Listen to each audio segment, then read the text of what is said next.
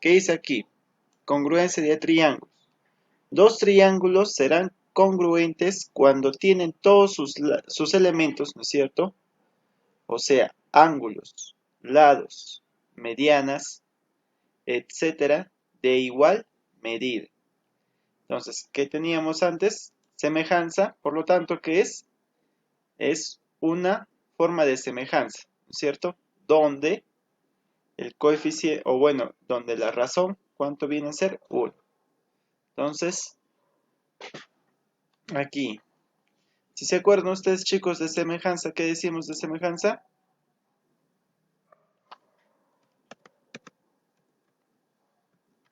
La semejanza, que era que cuando teníamos ángulos iguales, ¿no es cierto? O teníamos triángulos que venían a ser ¿qué cosa? Semejantes, ¿cómo era? Que había una razón entre cada lado, ¿no es cierto? ¿Cómo es eso? Si por ejemplo aquí era A, aquí podría ser A por K. Si aquí era B, necesariamente para que sean semejantes, ¿qué tenían que ser? Aquí B por K. Y para que sea aquí C, este lado tenía que ser C por K. Ahí decíamos que era semejante. Pero la congruencia, ¿qué viene a ser? Un caso particular de semejanza, donde la razón es 1. O sea, B por K si vale 1, ya no va acá, ¿no? Va a ser B. Si K vale 1, ya no va a ser A por K, va a ser A por 1. Si acá es K, ya no va a, perdón, si va a ser la razón igual a 1, ya no va a ser C por K, va a ser C. Entonces, ¿qué viene a ser la congruencia? Un caso particular de semejanza, donde la razón es 1. ¿Estamos? Eso viene a ser. Entonces, igual que en semejanza, tendremos los mismos casos. ¿Se acuerdan de los casos? Caso ALA. ¿Qué venía a ser el caso ALA? Dice, dos triángulos serán congruentes cuando tienen un ángulo, un lado y un ángulo respectivamente de igual medida. Bien claro dice aquí, ¿ve? Respectivamente. O sea que se tiene que respetar el orden. Ángulo, lado, ángulo. Entonces, no vayan a cometer el error de hacer lo siguiente. Digamos, tenemos este triángulo. Tengo este ángulo y tengo este lado. Entonces, ¿qué será aquí? Ángulo, ángulo, lado. ¿No es cierto? Para yo aplicar. Pero mire, pero profesor, mire, acá tenemos los mismos elementos, dos ángulos y un lado. Pero ¿y por qué no puede ser semejanza? ¿Por qué? Porque aquí el lado no corresponde aquí. Tiene que corresponder o estar entre los dos ángulos, o sea, aquí. ¿Estamos? Entonces así se lee. Ángulo, lado, ángulo. No voy a leer ángulo, ángulo, lado. No, en ese mismo orden. Entonces, el lado semejante tiene que estar, perdón, el ángulo congruente tiene que estar entre los dos ángulos. Igual para todos los casos. Por ejemplo, aquí tenemos el caso LAL. ¿No es cierto? ¿Cuál será? Dos triángulos serán congruentes cuando tienen un lado, un ángulo y un lado respectivamente de igual medida. Nuevamente, lado, ángulo, lado. Si se dan cuenta son consecutivos, ¿ve? Lado, ángulo, lado. Tienen que ser entonces consecutivos. Acá, ángulo, lado, ángulo. Entonces ahí. Pasamos al otro caso. ¿Qué otro caso tenemos? Caso triple L, ¿no? Ya, aquí en el caso triple L Sí, no hay nada de que tener mucho cuidado, ¿no es cierto? ¿Por qué? Porque tenemos los tres lados, a diferencia de los otros.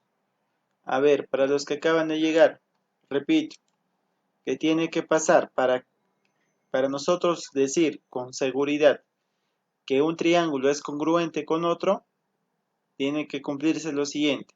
Si estoy en el caso ala, tiene que pasar lo siguiente. Caso ala será ángulo, lado, ángulo. Si se dan cuenta, el lado se encuentra entre los dos ángulos. ¿Ya? No vayan a cometer el error que tienen un triángulo y acá tienen ángulo y acá el lado.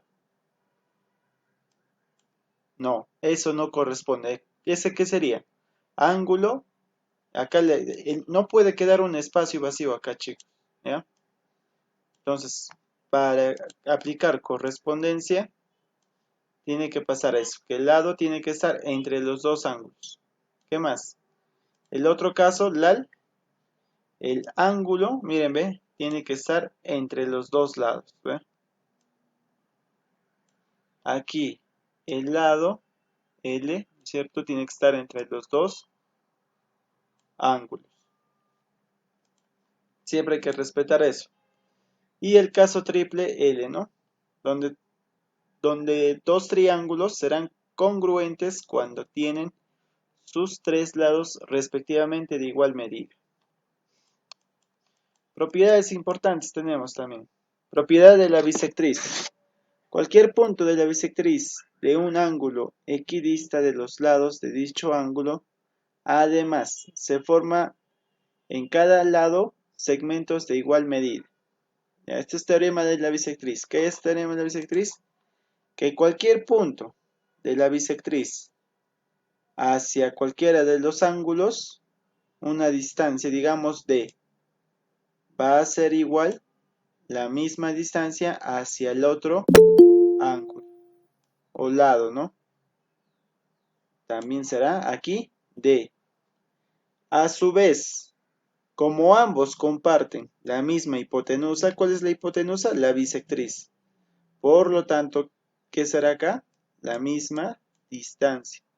Desde el centro O hacia Q y desde O hacia R. Eso se cumple en lo que es la bisectriz.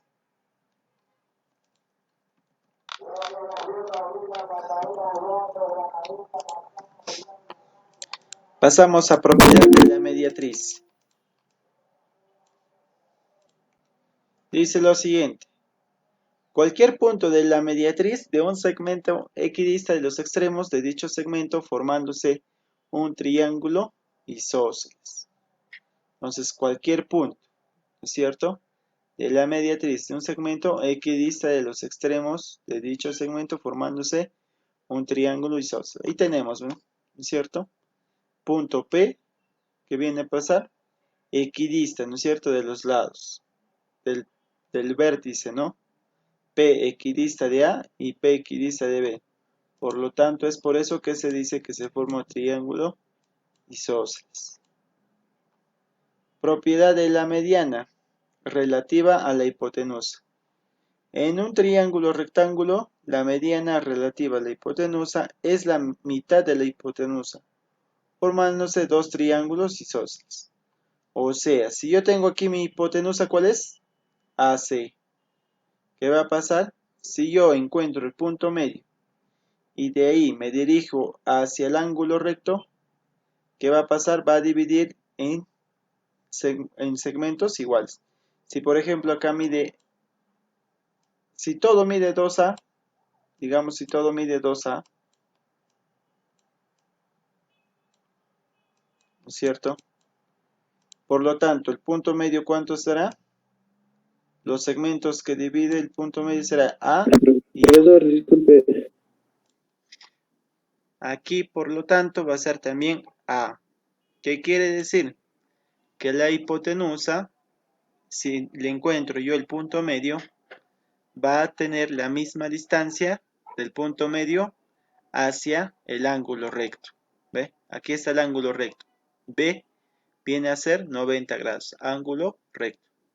Entonces, esa misma distancia se va a cumplir hacia los tres lados, ¿ya? Hacia los tres vértices, perdón.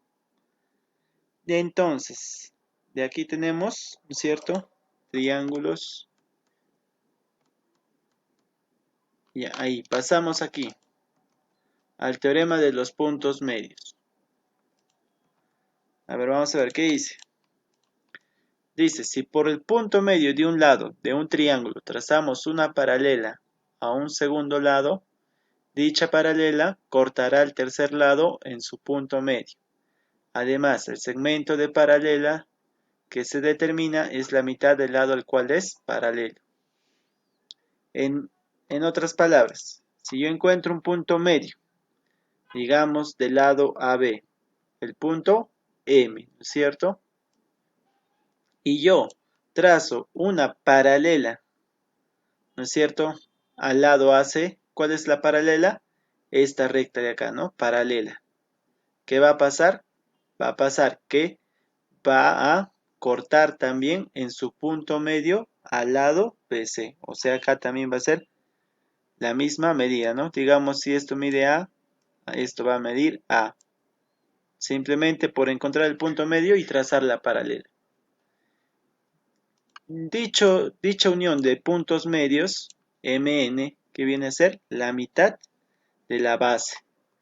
Si acá mide 2A, ¿cuánto va a medir MN? Va a medir A, la mitad.